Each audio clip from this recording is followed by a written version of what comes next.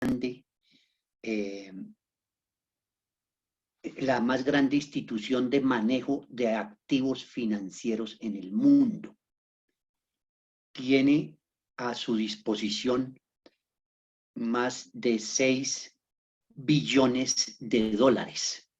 Quiero decir 6 billones, lo que llamamos nosotros 6 billones, o sea, el 6 y 12 ceros.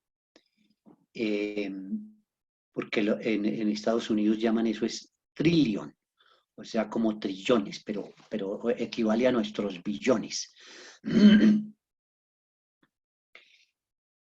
Tiene el 70% de sus operaciones fuera de los Estados Unidos, opera directamente en 30 países y tiene clientes en 100 países. Entonces es el más grande de los llamados bancos a la sombra. O sea, que son bancos que no tienen ninguna regulación, supervisión estatal de ningún tipo, de ningún estado. El fundador fue Larry Fink, junto con Robert Capito, Susan Wagner. Ellos habían trabajado en el banco First Boston. Y Fink y su equipo fueron los pioneros en el uso de las mortgage-backed securities, o sea, de los papeles respaldados por hipotecas. Y como les digo, habían trabajado en el First Boston, que es un banco.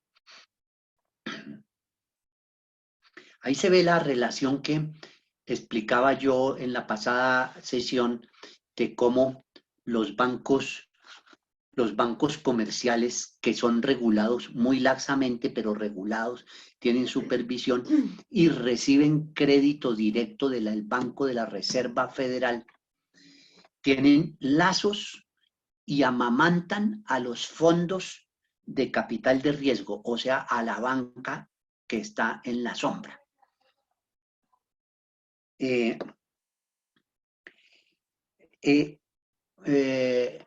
BlackRock inició como grupo Blackstone con 5 millones de crédito, es decir, inició con un crédito por 5 millones de dólares.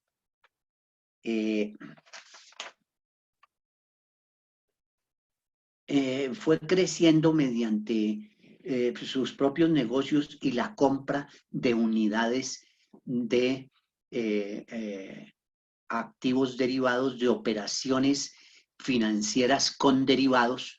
Recordemos que dijimos que derivados son los papeles financieros que se apoyan en otros papeles, como se apoyan los mortgage-backed securities, o sea, los papeles que tienen respaldo de títulos hipotecarios, o los CDOs, que son papeles con colateral. Colateral quiere decir el respaldo de algún otro papel financiero. O sea, son papeles que basan su valor en papeles, y muchas veces explicábamos en las pasadas sesiones, entonces existen unos que se basan en papeles, de papeles, de papeles, de papeles. Existen, por ejemplo, los CDOs, Collateralized Debt Obligation, se llaman en inglés, o sea, deuda respaldada por colateral.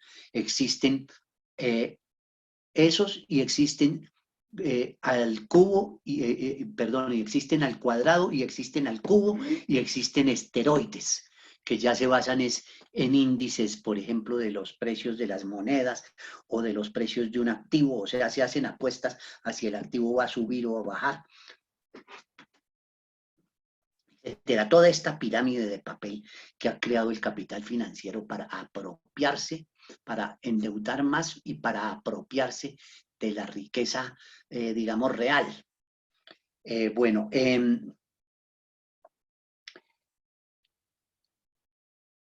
ya les he dicho, acabo de mencionar que estos señores como Larry Fink fueron los inventores de estos derivados. Sin embargo, fueron pioneros pues en el uso generalizado de estos derivados. Sin embargo, el gobierno de los Estados Unidos los contrató para que le pusieran orden a la crisis financiera de 2008. Es decir, ellos estaban entre los causantes, porque en realidad la crisis de 2008 la propulsa es la negociación masiva con derivados financieros, especialmente con los papeles derivados de deuda hipotecaria y lo que se llamó la deuda hipotecaria subprime, porque esos créditos eran subprime, o sea, eran otorgados a gente que los bancos sabían que no tenía cómo pagar la deuda, cómo responder por sus deudas. Sin embargo, el gobierno lo contrató y después de ese contrato, BlackRock terminó siendo el número 1 a nivel mundial en el manejo de derivados financieros. Es decir, aquí vemos nuevamente el maridaje clarísimo entre el gobierno y la banca a la sombra. En BlackRock hay inversiones del banco Barclays, lo mismo de Merrill y de otros bancos. Dice, esto es basado más que todo en una publicación de la Deutsche Welle, una de cuyas periodistas publicó un libro sobre BlackRock, y apoyada también en la revista inglesa The Economist. Dice que es una de las más influyentes instituciones financieras en el mundo. Es mayor que el banco más grande del mundo.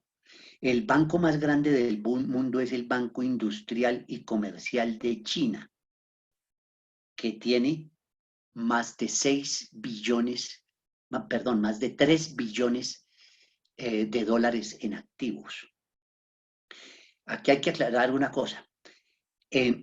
Los bancos, de los 3 o 4 bancos más grandes del mundo son chinos. Sin embargo, estos bancos tienen operaciones fundamentalmente internas en China. Sus operaciones internacionales son todavía comparativamente mucho menores. Y los más grandes bancos con operaciones internacionales, en las operaciones internacionales son los bancos norteamericanos, entre los que vale la pena mencionar a JP Morgan. JP Morgan Chase se llama porque el JP Morgan se fusionó con el Chase Manhattan Bank. El Citigroup, el Bank of America, el Wachovia figura también, bueno, entre otros. Pero este BlackRock tiene más activos que el Banco Comercial e Industrial de China. No figura entre los bancos más grandes del mundo porque es un banco a la sombra, ¿sí? No regulado.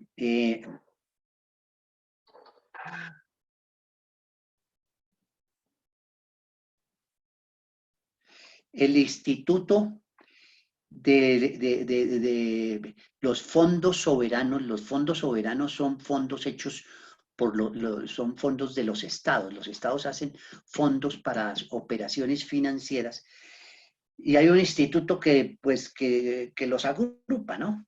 Dijo que el 65% de los activos bajo el manejo de BlackRock son de activos, son de inversionistas institucionales, fondos de pensiones, fondos de soberanos, fondos de ciudades y otros fondos que tienen pues un carácter formal. Es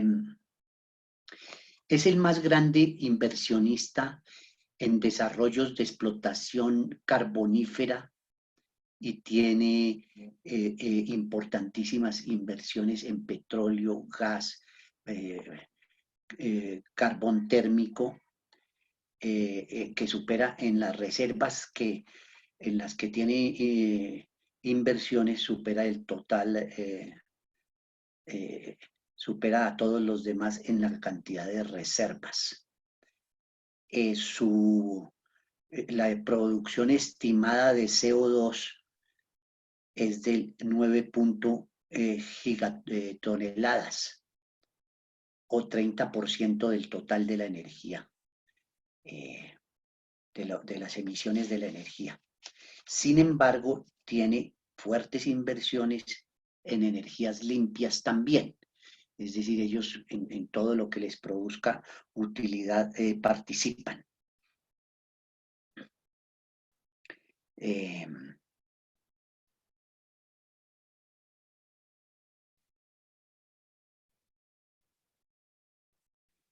Bueno, eso es un poco sobre el BlackRock. Como hay otra serie de fondos, son miles de fondos, pero 5 fondos controlan más o menos 2/3 de las operaciones de los fondos de capital de riesgo, según dice el Financial Times hace 3, 4, 5 días. Pero hay otros fondos que vale la pena nombrar, son, por ejemplo, el fondo Quantum, controlado por George Soros, que ustedes recuerdan que en una sesión anterior de esta misma conferencia dijimos que había logrado derribar la libra esterlina y el señor Soros se había embolsicado $1.000 millones en esa operación, en una operación que ellos llaman en corto. Que las operaciones en corto son cuando ellos toman prestado un activo, procurando que baje de precio y luego lo regresan haciendo una ganancia porque el activo ha bajado de precio. Otros son, por ejemplo, Berkshire Hathaway, controlado por el señor Warren Buffett, quien reconoce que es injusto. Figura fácilmente entre los 10 más grandes millonarios, aunque en eso ha habido cambios porque ahorita los más grandes millonarios, los puestos están pasando a ser casi todo de las empresas tecnológicas, de propietarios como de Amazon, etc. Pero Warren Buffett reconoce que es injusto que él pague menos impuestos que su secretaria. Bueno, voy a referirme rápidamente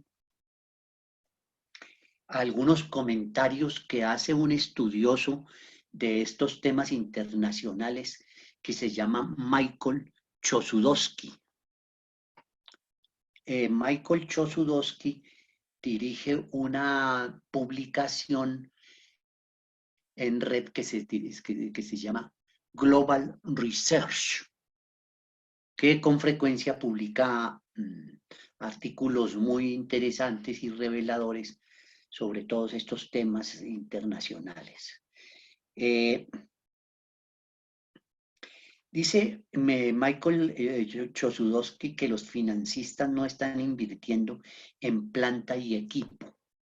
Dice que crean dinero para comprar activos económicos reales y que estamos viviendo un proceso de expropiación sin precedentes en la historia de la humanidad. Que esta privatización y esta expropiación se da con base en el exceso de deuda y se debe al poder arrollador de los prestamistas.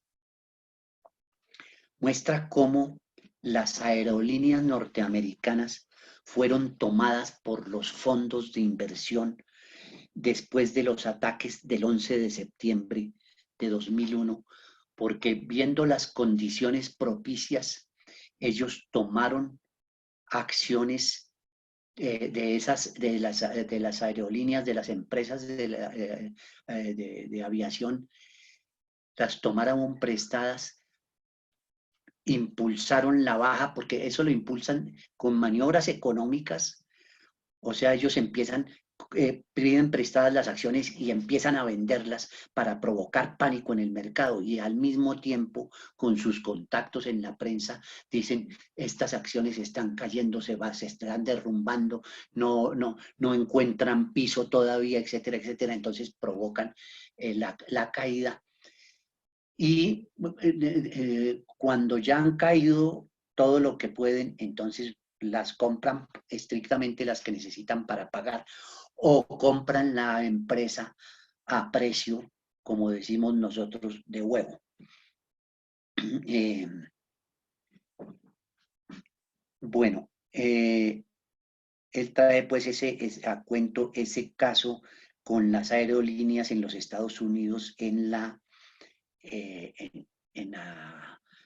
crisis que se desató después de los ataques a las Torres Gemelas. Y los casos también ocurridos incluso con las empresas automotrices en el año 2008.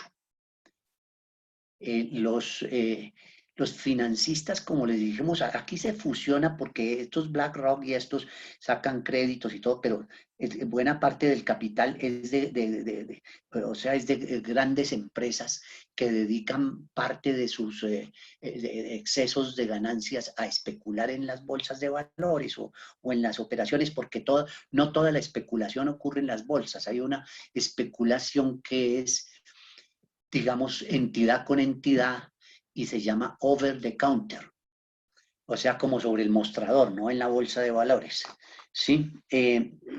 Bueno, estamos viviendo, además de eso, un proceso muy rápido de concentración entre estos grupos financieros, es decir, los peces pequeños están siendo devorados, los fondos pequeños, todos estos están siendo devorados por la gran banca, tanto comercial como la gran banca a la sombra.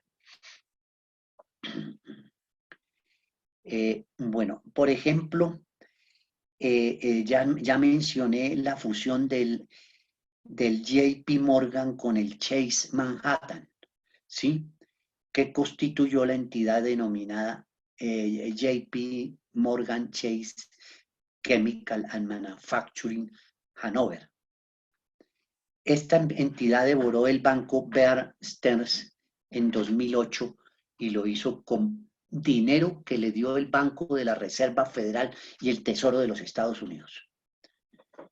Este imperio financiero es controlado por el grupo Rockefeller. Está también el Citigroup.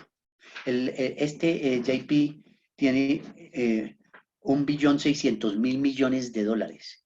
El Citigroup tiene 1.700.000.000.000 de dólares. Los bancos, bueno, dice una cosa muy aguda y que debemos tener en cuenta, Michael Chossudowski, una cosa muy aguda con respecto a cuando el gobierno y la Reserva Federal les estaba dando capital para recuperar de la crisis a los bancos y para recuperar a las grandes empresas. Dijo, no es que las empresas estén o los bancos estén siendo nacionalizados, es que el Estado está siendo privatizado. Y hoy, cuando le están planeando dar plata a Bianca y a otras grandes empresas, Alejandro Torres sacó un video muy bueno donde explica cómo el grueso de los subsidios a las empresas pues van a devorarlo las grandes empresas. En realidad no es que se esté nacionalizando esas empresas, sino que se privatiza el Estado. Y ellos, cuando vengan de nuevo las utilidades, entonces van a sacar al Estado, y simplemente son muy socialistas en cuanto a las pérdidas y muy capitalistas en cuanto a las utilidades. Bueno, sobre esto hemos hablado abundantemente en estas charlas, pero es bueno insistir. Estos bancos y el gobierno norteamericano crean dinero de la nada. Crean dinero de la nada. Y con eso, con ese dinero conquistan y dominan. Hay una relación muy fuerte entre el poder económico, político y militar y el dinero. Alguien me preguntaba esta mañana que qué opinaba del dinero virtual, del Bitcoin y estas cosas. Y yo respondía pues que depende de lo que, depende qué posibilidades tiene un dinero virtual de convertirse en una moneda pues que mucha gente la utilice. Y en realidad depende en gran medida del poder político. Es el poder político norteamericano el que le da, digamos, valor al dólar y el poder económico, por supuesto, porque eso no está respaldado en oro como era antes ni nada, eso ya lo explicamos, ¿sí? Entonces,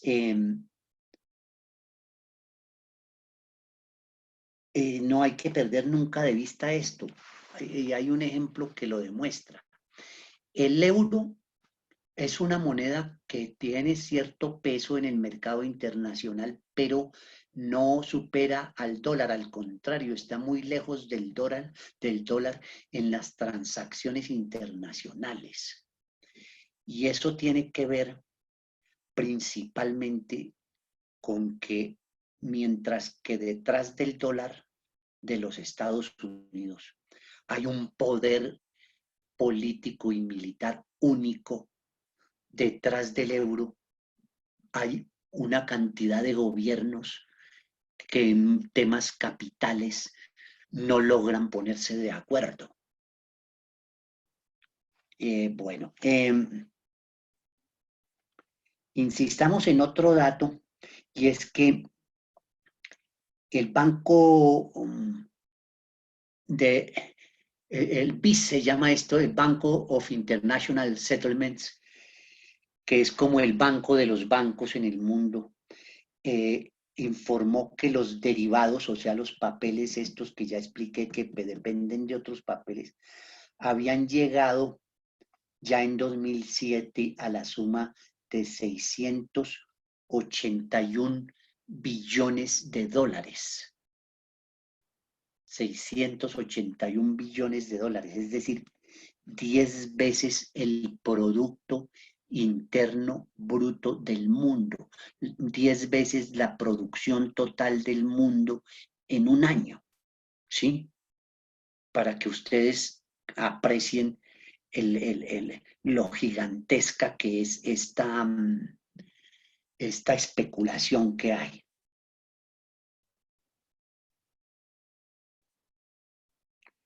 Bueno,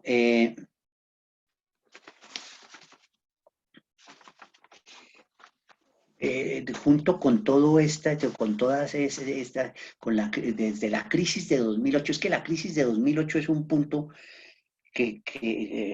un mojón, digamos, un punto delimitante en la historia de estos sucesos, ¿no? A partir de la crisis de 2008, los bancos europeos han perdido mucho terreno en la banca de inversión e incluso se han contraído, mientras que los bancos de Wall Street, los bancos norteamericanos de Wall Street han ganado empuje. Sin embargo, la dictadura del régimen Wall Street Dollar ha venido provocando irritación y conflictos, porque además los Estados Unidos han tomado su poder financiero para golpear países, aislarlos, impedirles que tengan acceso a los mercados internacionales, porque entonces la banca no les hace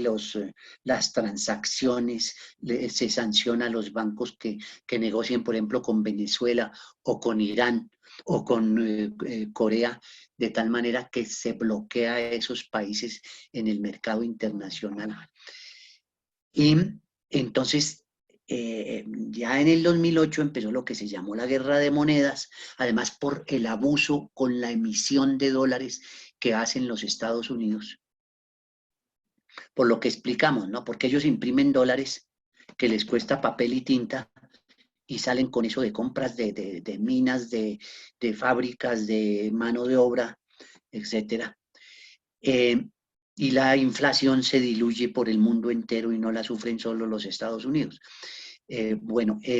Entonces ya en esos años de 2008-2009 se empezó a crear un grupo que se llamó los BRICS, como ladrillos en inglés, pero era Brasil, Rusia, India y China, que empezaron a hablar de crear una moneda para sus propias operaciones. Y se habla mucho de que China busca, ante el encono de la disputa entre China y los Estados Unidos, China busca crear su propia moneda internacional para no hacerse vulnerable a las manipulaciones de los Estados Unidos, más teniendo en cuenta la llamada Road and Belt Initiative, o no sé si es al revés, Belt and Road, no recuerdo, pero en todo caso quiere decir, es la ruta de la seda que llaman ellos. Es decir, abrir una cantidad de, de vasos comunicantes para su comercio internacional, entre otras cosas, para su comercio con Asia, África, América Latina y Europa, que son rutas terrestres, aéreas y marítimas.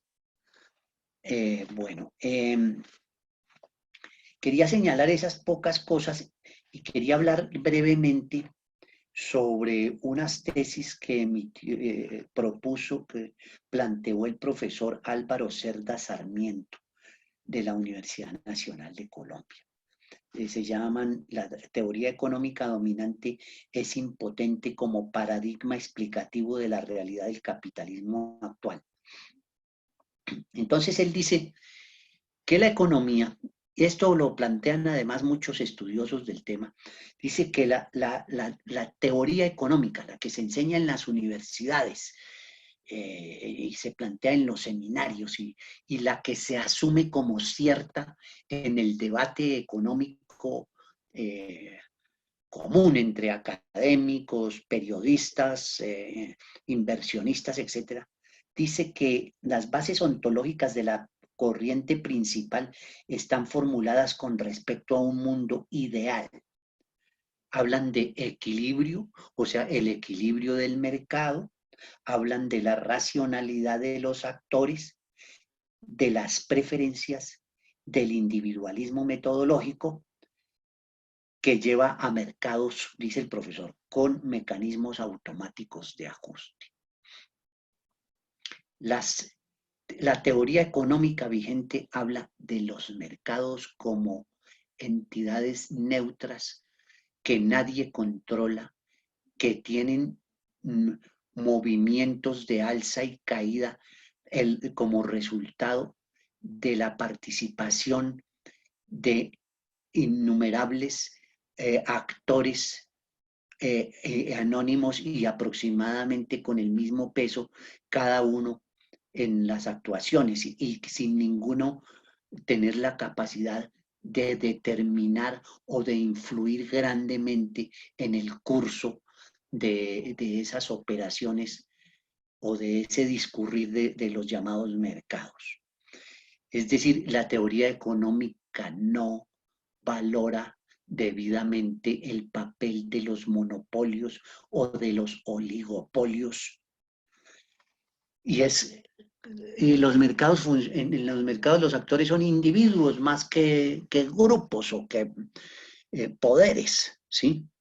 Lo cual es una teoría que facilita el enmascaramiento de quienes están detrás y a qué intereses sirve esa teoría económica.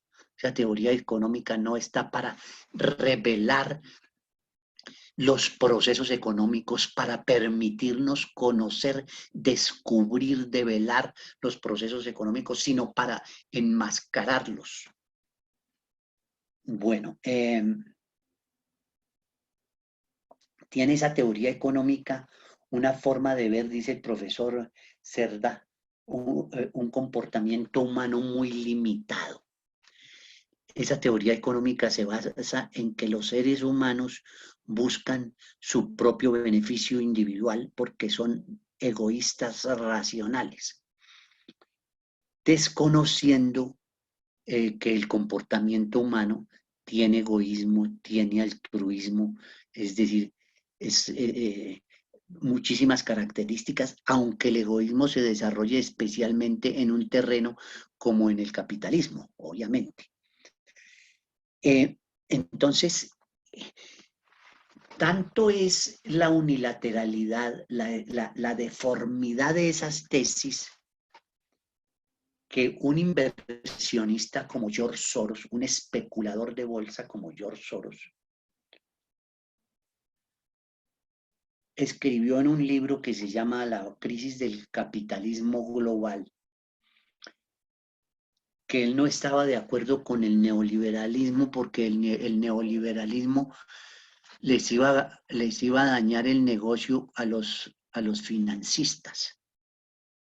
Digo, porque si lo que le enseñamos a la gente es que todo mundo tiene que buscar por encima de todo su beneficio personal y que lo demás, los valores, etcétera, no importan, pues entonces no van a pagar las deudas. Nosotros necesitamos, dice George Soros en ese libro, que la gente crea que hay un Dios justiciero y que los castigará si no pagan sus deudas. Y dice, por otro lado, nosotros los que actuamos en el mercado financiero, no es que seamos inmorales, pero sí somos amorales. Los mercados financieros no nos permiten tener escrúpulos. Eso lo dice él. Ustedes pueden conseguir el libro, yo no lo estoy. Y entonces dice, porque, por ejemplo, si yo no hubiera provocado o acelerado la depreciación de la libra británica, otro lo hubiera hecho. Dice, yo sé que con eso saqué plata del bolsillo de los británicos, pero así son los mercados financieros. O sea, él dice, señores neoliberales, metámosle a la gente moral, enseñanza moral, porque si les decimos que pasen por encima de todo para enriquecerse, eh, pues vamos a tener problemas para recuperar nuestra cartera, ¿sí? Y esto me lleva a otro punto que es la relación de la corrupción con este modo de ver el mundo. Si la gente, si lo que se impone es lo que llaman un darwinismo social, me parece un ultraje a Darwin, pero bueno, en el que cada individuo pisotea a los demás para enriquecerse y no le importa qué, sobre qué reglas o cosas tenga que pasar por encima. Y ese es el modelo de la persona exitosa y genial. Pues esa concepción de las cosas lleva inevitablemente a la corrupción, es el aspecto ideológico. No solo es el aspecto ideológico, sino que influyen cosas como el ejemplo que se da, etcétera. Pero esta es una que se piensa, a alguna gente se le hace creer que es que la corrupción es una cosa típica de nuestro suelo, de Colombia. No, todas estas operaciones, todo este funcionamiento financiero es profundo hasta el tuétano de los huesos, ¿sí? Bueno, dice que además se han elaborado modelos matemáticos que han sido un fracaso al predecir el comportamiento de los mercados y que esos modelos matemáticos no son capaces de dar cuenta de las distintas fuerzas y corrientes que se mueven en la economía y que por eso han fracasado. Bueno, y han llevado a que los mismos elaboradores de esos modelos y la misma Reserva Federal y los mismos, digamos, que manipulan el mercado hayan sido incapaces de prever las crisis. Bueno, yo quería hacer esos pequeños comentarios simplemente porque son complementarios a las charlas que hemos venido dando desde el día martes y ayer y hoy. Entonces, simplemente para ver si las personas, los asistentes, pues participan con sus preguntas, con sus opiniones, con sus críticas, todo será bienvenido. Gracias, Natalie. A usted, Alfonso Hernández, nuestro conferencista del día de hoy en este importantísimo tema sobre la crisis del imperialismo y sus consecuencias para los pueblos. Bueno, entonces así damos apertura a esta discusión. Estamos prestos a escuchar sus comentarios, sus preguntas, sus opiniones.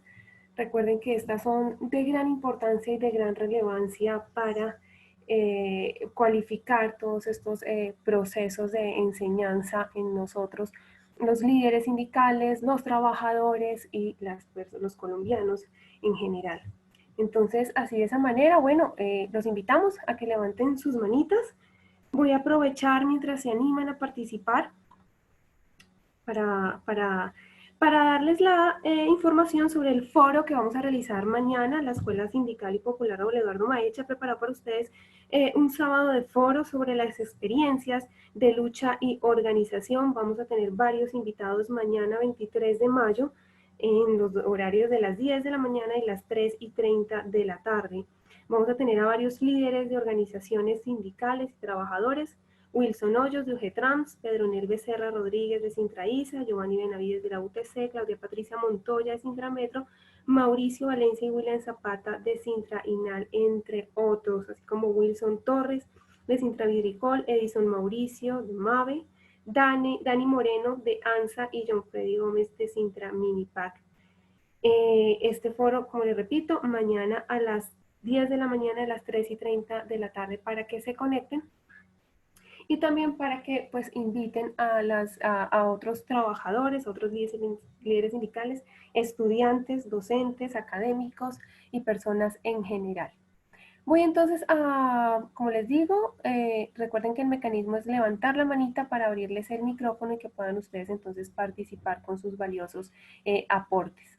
Aquí a través del chat también voy a estar leyendo los comentarios que ustedes hagan o las preguntas.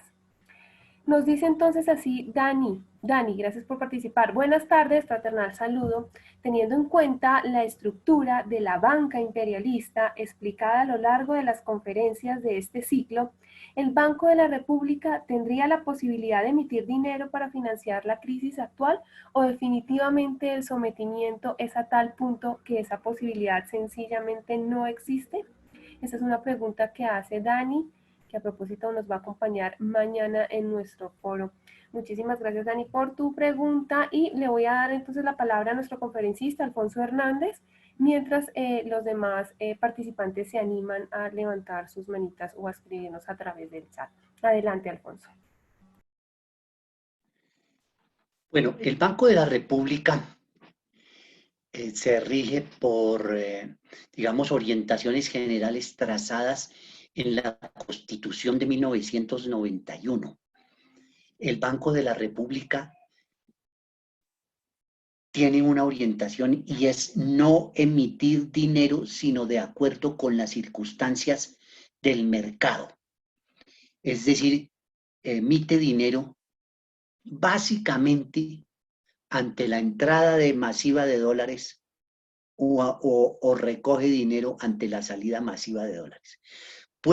sí puede emitir dinero, pero tiene una orientación clara y es que no puede hacer crédito de fomento ni puede prestarle directamente al gobierno, sino que fíjense que toda la emisión de dinero está programada para engordar a los bancos, porque incluso fíjense que en la pandemia el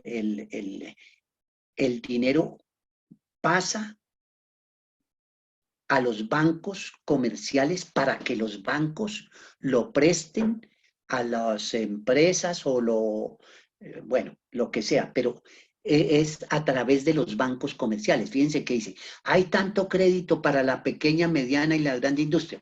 Y entonces salen los pequeños y medianos y dicen, no, pero los bancos no nos están dando el crédito, ¿sí?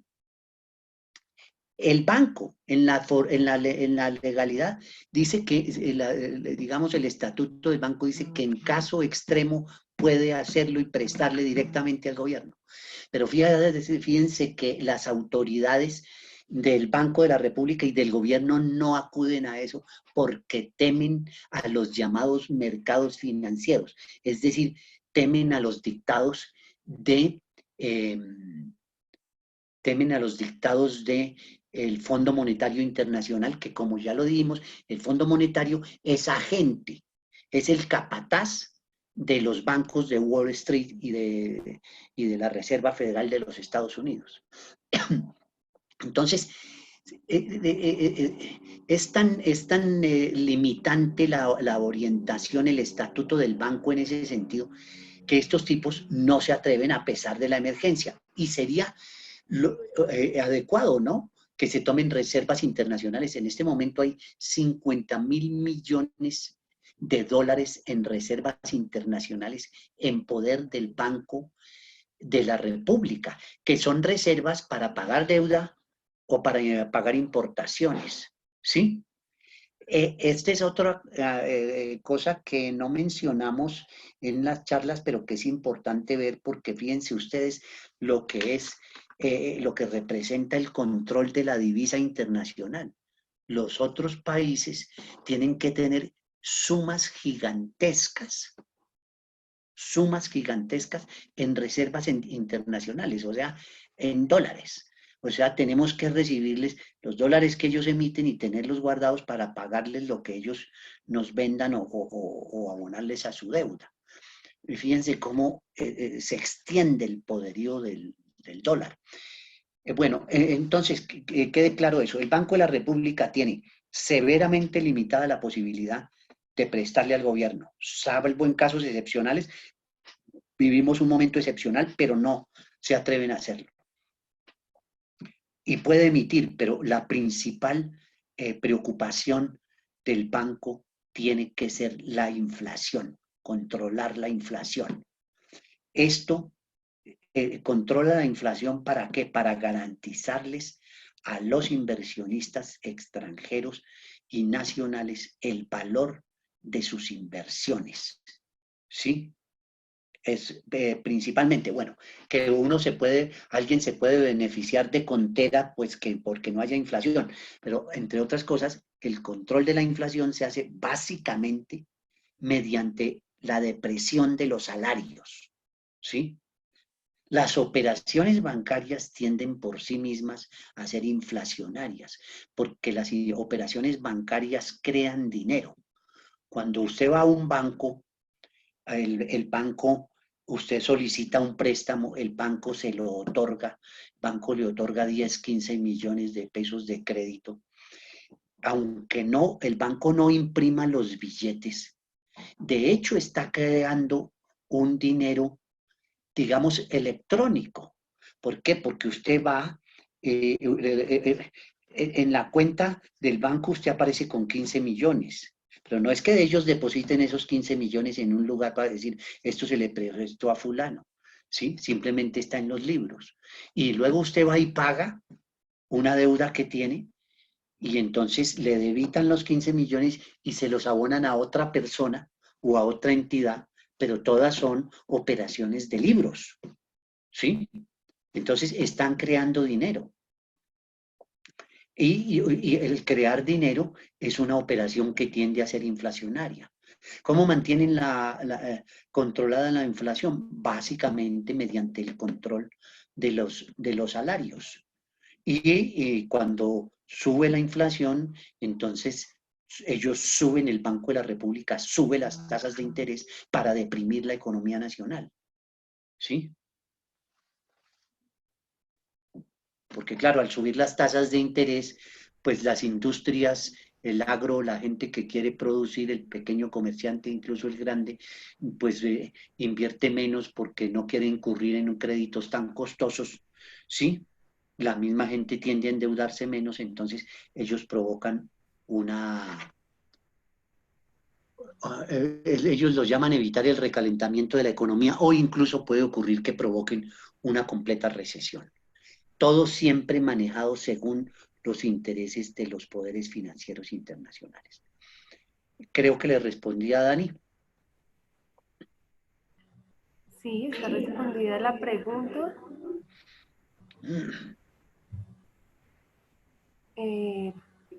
Bueno, pues les recordamos entonces, bueno, pues hasta el momento no vemos más manitas levantadas. Recuerden que pues sus preguntas, sus comentarios los pueden hacer a través también del chat. Recuerden que a través de nuestras redes sociales, todo el material con el que ha trabajado la escuela sindical y popular de Eduardo Maecha está a disposición de ustedes a través de todas nuestras redes sociales, Facebook, Twitter, YouTube, y a través de YouTube también quedan grabadas estas conferencias para que ustedes las repasen, las vuelvan a ver, las compartan sobre todo. Este gran material que con rigor han trabajado nuestros conferencistas, pues queda a disposición de ustedes y creo que es necesario, es menester compartirla con todos los sectores, con todos los trabajadores, con todos nuestros sindicalistas, líderes sindicales y con toda la población en general. Aquí levanta la mano Jaime Urdinola. Jaime, tienes la palabra, adelante. Muy buenas tardes. Muchas gracias a don Alfonso. ¿Ya? Me han agradado mucho sus conferencias a través de estos 3 días y pienso de que pues, nos enriquece cada uno, ¿no? Cada momento de lo que está sucediendo aquí en este momento en nuestro país y en el mundo en general. Yo quería de pronto hacer un pequeño comentario y una preguntita que tengo aquí. Es estas crisis económicas que se dan dentro del sistema capitalista, aunque muchas veces son crisis económicas periódicas y recurrentes, pues son producidas por aquella situación decreciente que se da en las ganancias en el capitalismo, ¿ya? Entonces, cuando estas ganancias se comienzan a mermar, pues nos comienzan a hablar de unas crisis, ¿ya? Si nosotros, que usted también nos explicaba muy bien en la primera charla, antes del capitalismo, ¿ya? En las sociedades, antes del capitalismo, la gran mayoría de las crisis se daban generalmente debido a la escasez en la producción, al hambre, a los desastres naturales, a las enfermedades, a las plagas, etc. Ahora vemos que son la consecuencia de una economía monetaria con fines de lucro, ¿ya? Y que estas son causadas directamente por el hombre. Antes era una acción indirecta del hombre, ahora es por una acción directa del hombre, ¿ya? Y esto pues, es un sistema de fallas a pesar de los avances que tenemos en la productividad. Entonces vemos que el sistema capitalista viene produciendo una serie de fallas que a pesar de que por un lado se avance en productividad, en desarrollo, en tecnología, por otro lado también en el avance en el avance de la problemática de sus ganancias, pues se va viendo profundizada. Entonces, en este momento que estamos viviendo, se considera que existe una gran crisis dentro del capitalismo. Dentro de esta gran crisis del capitalismo se ha presentado con este fenómeno de una enfermedad que es el COVID-19, ¿ya? Entonces mi pregunta iba dirigido hacia esto. ¿Cree usted que se puede acabar la humanidad, ya?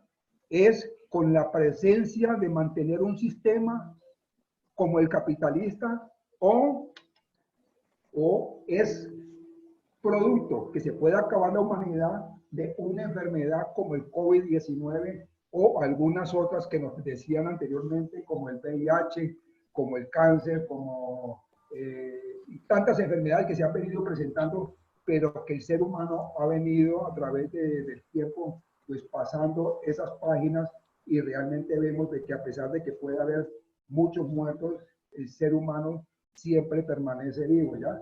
Pero con la crisis del capitalismo, sí, esta es una situación que se nos va volviendo más compleja y entonces, ¿qué sería lo ideal? Allí en ese momento, acabar directamente con un sistema que es el que tenemos actualmente. Gracias, Jaime. Gracias, Jaime, por su participación y su valiosísima pregunta. Voy a darle entonces la palabra a Blanca Lilia Malagón para entonces recoger y que esta parte la responda nuestro conferencista. Gracias, Jaime. Adelante, Blanca Lilia. Desactiva tu micrófono para poder escucharte.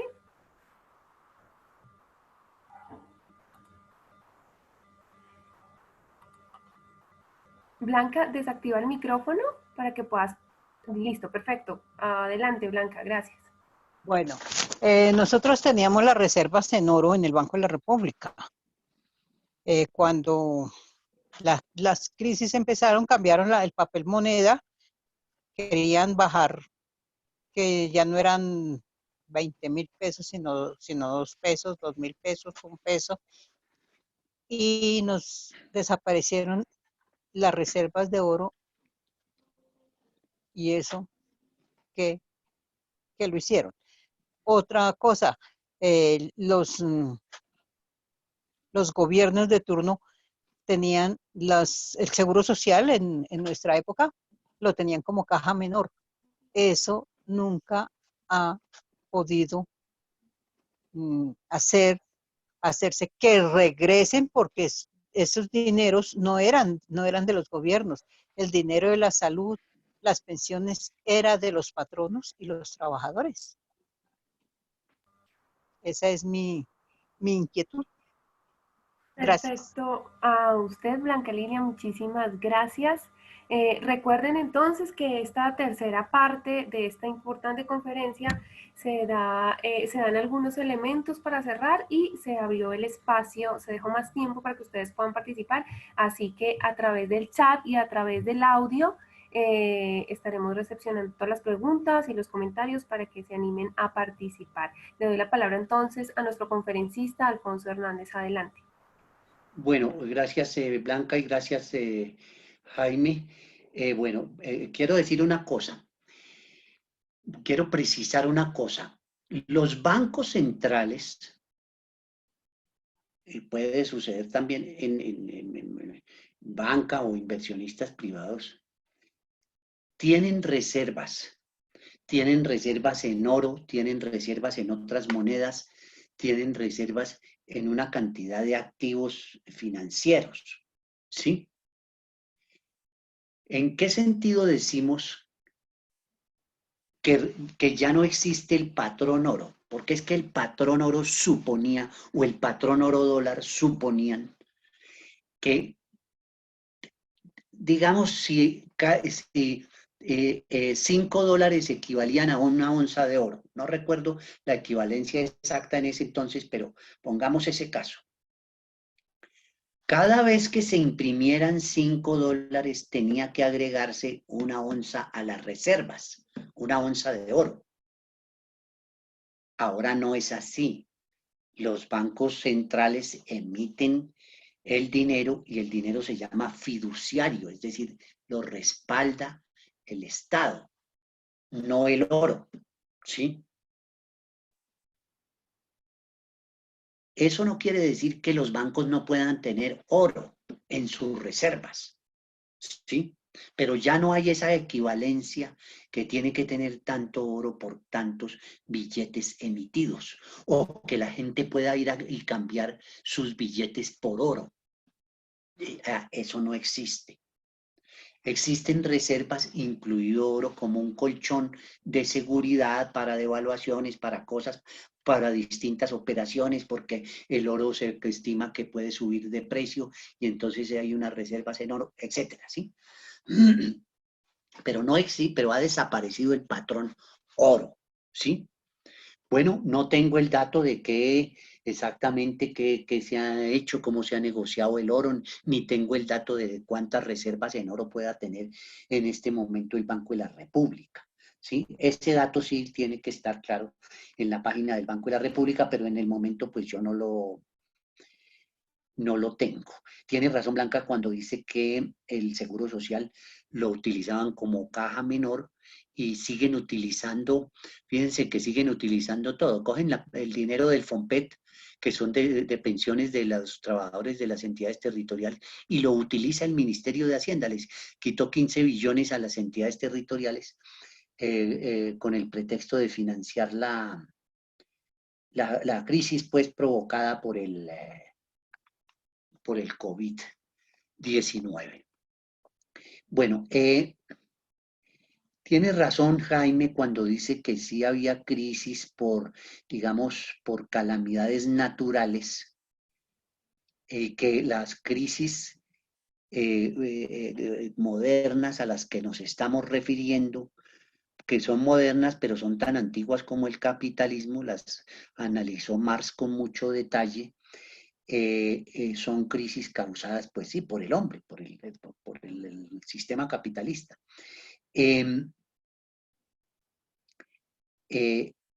Bueno, Jaime me pide una opinión que me queda difícil dar y es si pues, la humanidad se va a acabar que le entendí por la conjunción de la crisis económica y el COVID. Pues yo no creo, ¿no?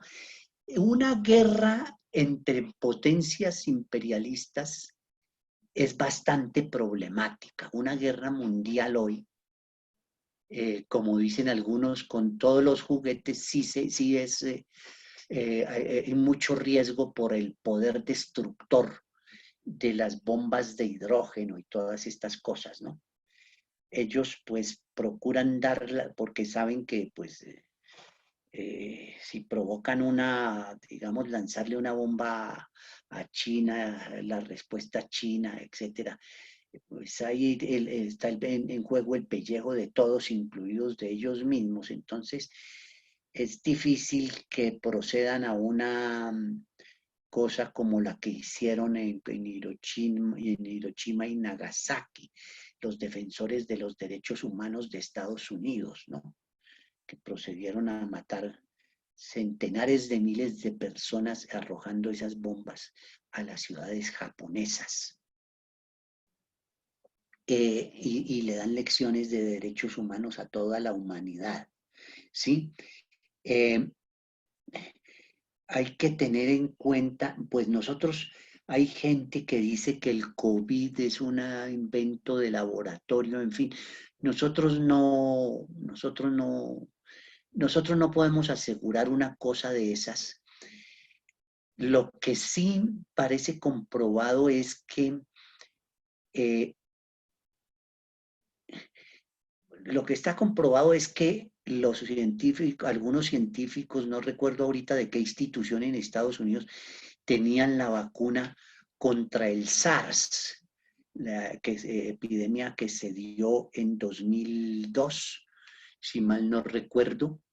Ellos necesitaban un auxilio financiero para las pruebas clínicas con seres humanos porque las otras etapas ya las habían superado. Resulta que el SARS es primo hermano del COVID-19.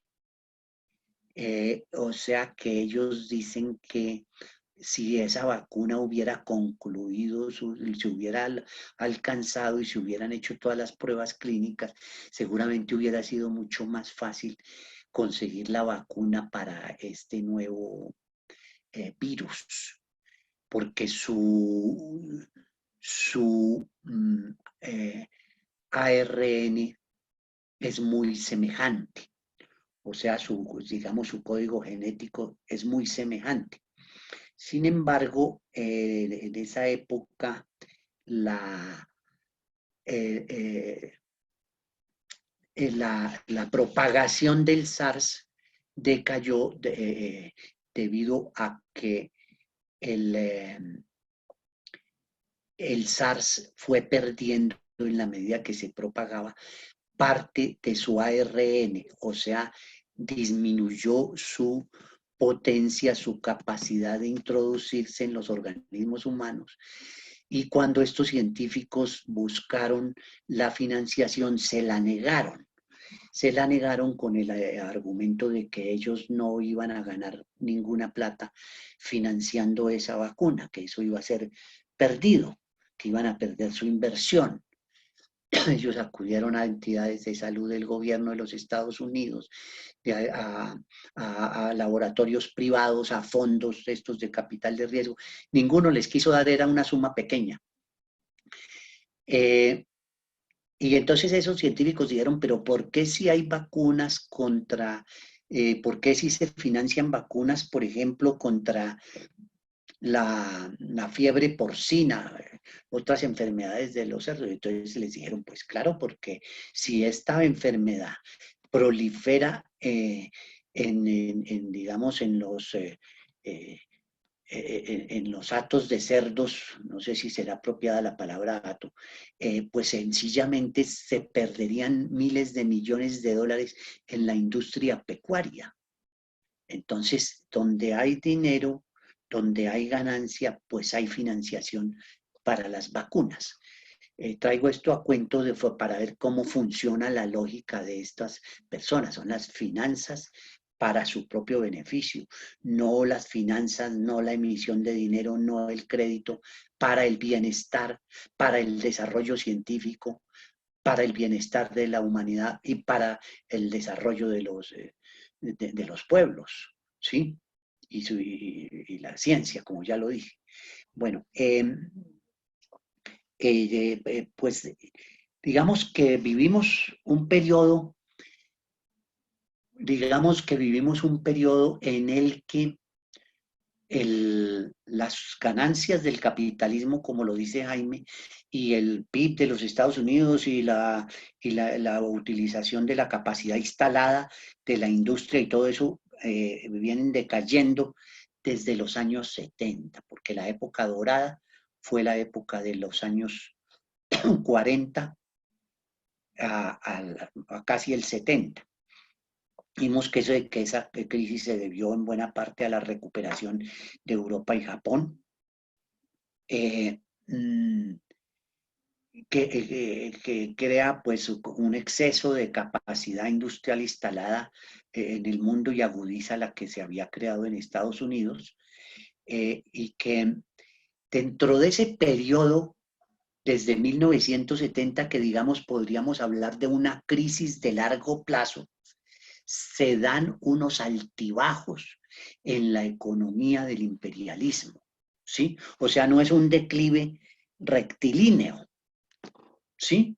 Sino que se dan unos altibajos en los años 90 y algo, en parte por digamos, la expansión del uso de las tecnologías, de computadores, hay una cierta alza, pero nunca se llega a los niveles de los años 60, 70, ¿sí? Y dentro de este periodo crítico en general, o sea, de una crisis de largo plazo, se dan crisis como la del 2008, la de la deuda, y ahorita estamos, antes de entrar en esto de la cuarentena y todo, estábamos en un periodo en que la economía de los Estados Unidos, porque esta charla transversa es sobre la crisis del imperialismo norteamericano específicamente, así lo delimitamos. Entonces estaba en niveles de crecimiento de 1, de 2%, cuando llegaba a 3 era la gran cosa, siendo que en el periodo dorado hubo años de 18% de crecimiento del Producto Interno Bruto de los Estados Unidos. Entonces, es una economía lastrada por la deuda, y lastrada por el exceso de la capacidad instalada, ¿sí? Entonces, esto del COVID va a provocar, pues lo dijimos, está provocando en los gobiernos una sobrecarga de deuda. El gobierno colombiano va a llegar seguramente al 50-60% de deuda en equivalente al Producto Interno Bruto. Pues el desempleo, todo esto, lo que yo creo es que la humanidad, si es por el capitalismo, no se va a dejar acabar, sino que lo que vemos es un choque cada vez más abierto entre los intereses del gran capital y del conjunto de la humanidad. Esto está provocando ya indicios de levantamientos, incluso en los países más desarrollados. Francia, los chalecos amarillos, Francia, las huelgas de los obreros, Estados Unidos, un movimiento que se llamó Occupy Wall Street, y desafortunadamente en Estados Unidos está aprovechándose la derecha de la inconformidad de los trabajadores, o sea, Donald Trump. Sí, pero eso sucede, que Hitler, ¿sobre qué se montó? Pues se montó sobre la inconformidad del pueblo alemán, ¿sí? Bueno, pero pues a nosotros nos toca hacer no tanto votos como esfuerzos para que la crisis y el flagelo que representa para los pueblos, porque toda la crisis se la descargan a los pueblos, pues entonces nos toca hacer, como digo, no tanto votos como esfuerzos para que la gente se organice y luche. Y propusimos un programa mínimo en la conferencia pasada, ¿no? Y pues creemos que la humanidad va a terminar respondiendo en grande porque se está viendo empujada. Y creemos que a los obreros les corresponde un papel importante en ayudar a organizar esas, digamos, jornadas históricas con las que hay que enfrentar este estremecimiento del capitalismo, porque desde luego, aunque el COVID no lo genera una cuestión, digamos, los mecanismos de la economía capitalista, sí golpea muy fuerte, porque con eso no niego que hay algunos que están haciendo el gran negocio con lo que está sucediendo. Al contrario, es muy claro que por ejemplo, fondos de riesgo que se están enriqueciendo, hay empresas que se están enriqueciendo, puedo mencionar a Amazon, bueno, a Zoom, ¿sí? Pero la calamidad general es muy grande. Esto tiene los efectos, pues, como de una guerra en gran escala, por el desempleo que crea, por la miseria. Y bueno, y entonces aquí te toca ver quién paga la crisis. Ellos dicen que tienen que ser las mayorías. ¿Quién paga la crisis? Ellos dicen que hay que despojar a los asalariados. Y nosotros decimos que no nos podemos dejar.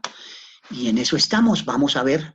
Nos toca trabajar muy duro para que nuestras consignas, nuestras orientaciones sean las que prevalezcan. Y esto depende de que logremos convencer y acompañarnos con una enorme masa popular. No hay otro remedio. Y eso le pondría remedio a los males del capitalismo, porque con todo y la miseria que hay, esa miseria se debe a la concentración de la riqueza. La gente no sale con trapos rojos, llena de hambre y de necesidad, porque no haya riqueza suficiente. La hay en exceso, pero está concentrada. Traté de responder la pregunta. Hice mis mejores esfuerzos. Muchísimas gracias, Alfonso Hernández, nuestro conferencista del día de hoy, con esta importantísima conferencia sobre la crisis del imperialismo y sus consecuencias para los pueblos. Y en efecto, pues este trabajo de la escuela hace parte de ese arduo y duro trabajo por consolidar también una fuerza que tramite una solución para los trabajadores, en detrimento, por supuesto, de esa concentración de la riqueza de la que habla nuestro conferencista. Él, muchísimas gracias. Quiero aprovechar para darle también las gracias a nuestra directora de la Escuela Sindical y Popular, Raúl Eduardo Maecha, Marta Vargas. Bueno, en efecto, recuerden que el día de mañana, 23, vamos entonces a tener este foro sobre las experiencias de lucha y organización. Este foro lo ha preparado en efecto nuestra escuela sindical. Recuerden que los invitados son importantes líderes y dirigentes obreros y líderes sindicales que mañana nos van a estar acompañando para compartir todas estas experiencias sobre su arduo trabajo en esta lucha por defender los intereses de los trabajadores y por supuesto de la organización. Mañana 23 de mayo, entonces recuerden que pueden escoger entre los dos horarios, 10 a.m. 10 de la mañana y 3:30 de la tarde. Este ciclo de conferencias, entonces la parte de crisis del imperialismo y consecuencias para los pueblos, cierra aquí, se termina aquí con esta tercera sesión. Recuerden que estuvimos martes, jueves y viernes, y nuestro ciclo de conferencias entonces de mayo se cierra con práctica sindical, primera parte, que se dará el día 26 y 28 de mayo, martes y jueves respectivamente, en los horarios habituales. Esta conferencia va a estar liderada por Alejandro Torres, Francisco Cabrera, Vladimir Castañeda y Patricia García, importantes miembros y conferencistas de la Escuela Sindical y Popular Raúl Eduardo Maecha. Recuerden entonces seguirnos a través de las redes sociales. Como les comentaba, ya todo el trabajo y todo el material la escuela lo ha dispuesto para ustedes a través de nuestras redes sociales. Compartir esta sesión de hoy, por ejemplo, es de gran importancia para las personas que no pudieron asistir a la conferencia, también puedan escuchar este trabajo y este análisis que con mucho rigor ha preparado nuestro conferencista Alfonso Hernández, a quien les agradecemos. Bueno, al parecer no hay entonces más comentarios ni preguntas por el momento, entonces pues vamos a dejar así. Les agradecemos inmensamente a todos nuestros participantes, a la escuela, y voy entonces a darle 5 segundos a nuestro conferencista para que cierre entonces este panel.